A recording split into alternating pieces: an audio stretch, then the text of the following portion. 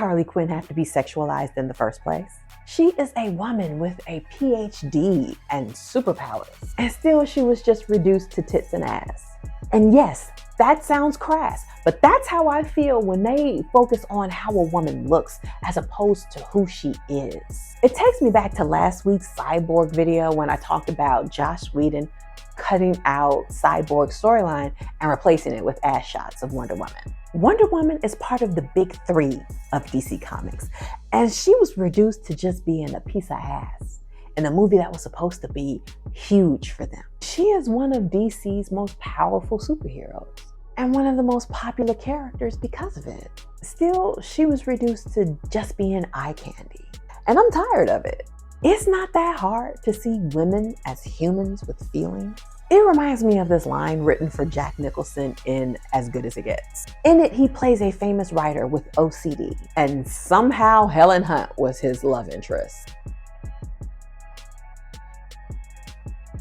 A fan asked his character, how does he write women so well? I think of a man, and I take away reason and accountability. Said by a character who was a germaphobe, and instead of using liquid soap, would use bar soap and throw it away after one use because it was dirty. Is you stupid? Is you dumb? Pick a side. Who is without reason again? Like, come on, people. How would you feel if we put Superman and Batman in booty shorts? Like it was totally unnecessary? Well, it was totally unnecessary for Harley Quinn. As a matter of fact, it's never necessary.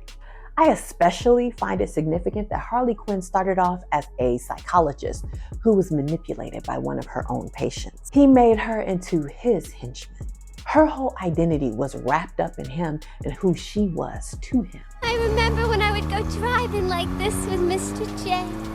Mr. J, Mr. J.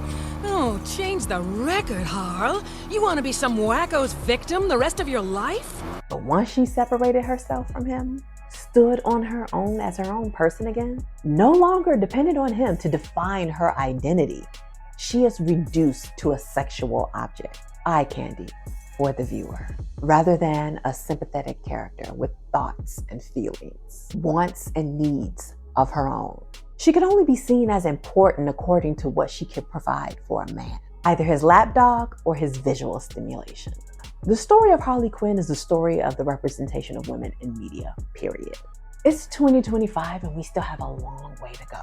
No, seriously, tell me how you would feel if we put Superman and Batman in booty shorts.